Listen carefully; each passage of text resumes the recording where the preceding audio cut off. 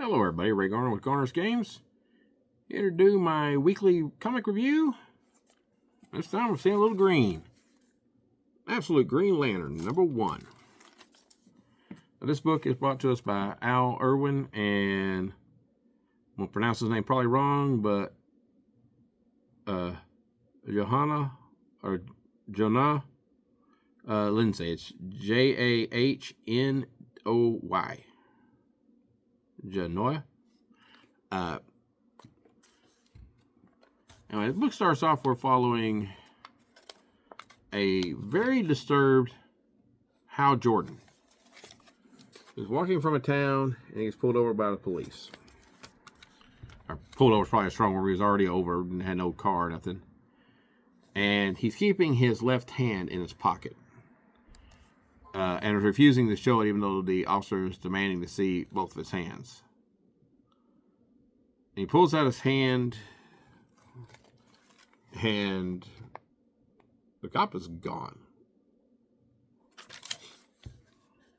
And all you can do is say, "I'm sorry, I'm so sorry." And the name of the story is, no big shock here, The Black Hand. He ends up going to a local restaurant in a town down the road a little bit. And they're talking about the game and stuff. Then there's breaking news about an emergency that happens in Evergreen, Nevada. Now, what happens in Evergreen is this.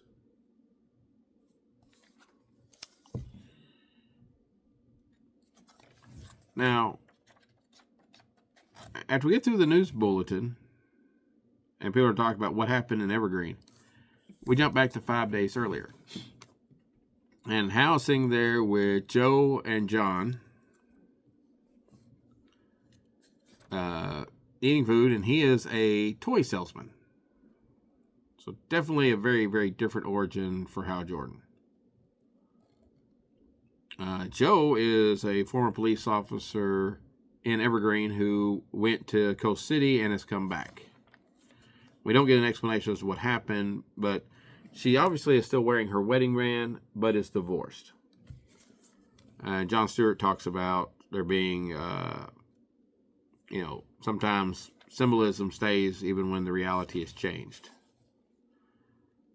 And suddenly, a green dome appears, and a biker crashes into it and is killed instantly.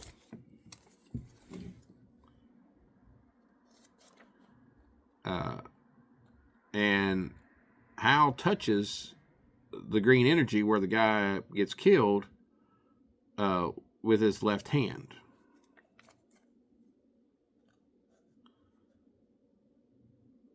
And then she notices, Joe does, up in the sky, you can see right here,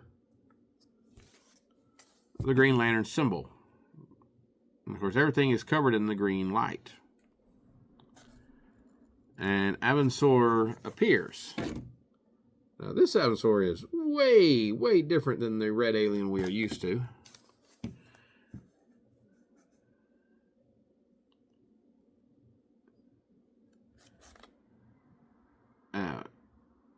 And the lady at the bar, because we cut back to Hal now explaining everything, it was a symbol in the sky, it belonged to him. And she said, "You were there? You were at Evergreen? That thing on the news, was it some kind of spaceship?" It's like he just called it the Green Lantern. People start demanding he explain it. And he kind of mentions the cop. And he's like, I just need to leave. Because he's trying to control it because the Black Hand is super dangerous. The guy yanks his arm out of a pocket. And he is abruptly destroyed. And Hal talks about the fact that it's all he can do to control it. It responds to danger. As he's trying to explain it, the lady shoots him. The bar. And the next thing is a giant black energy explosion within the cafe. Probably a safe assumption that everybody is dead after that. He tries to use the black hand, hoping it will kill him if he touches where the bullet wound was at. Instead, it just heals him, and he comments, "You're not going to even let me die." And then suddenly there's a green glow behind him. It says, How Jordan? What happened to you?" And it's Jo, and she obviously is embodied with the green energy.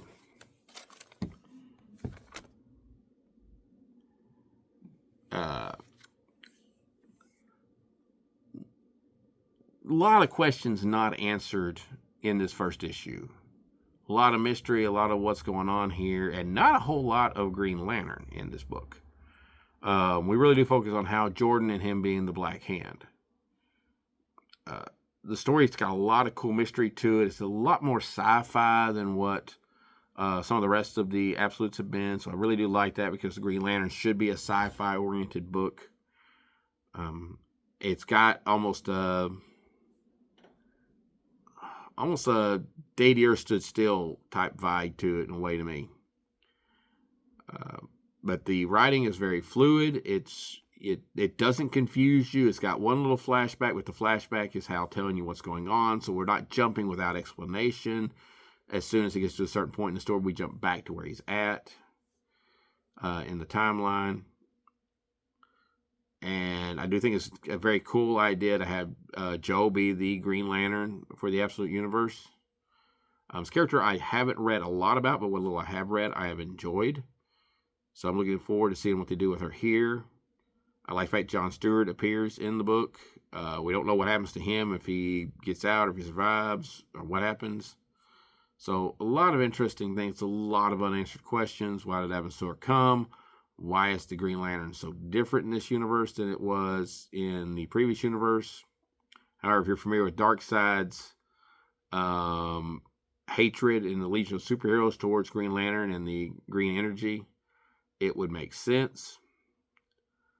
So, a lot going on in this book, and a lot not answered yet.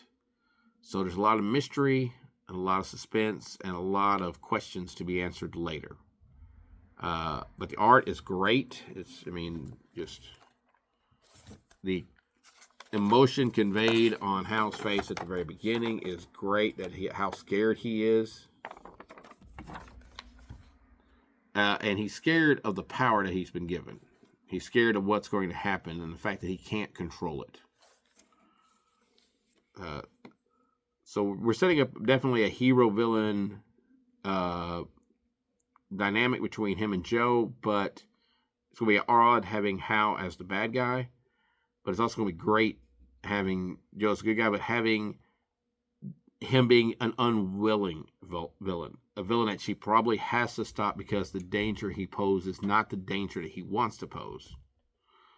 So that's going to be really good. Anyway, check it out. And by the brightest day, hopefully it's not going to be the darkest night. I'll see you next week. Thank you.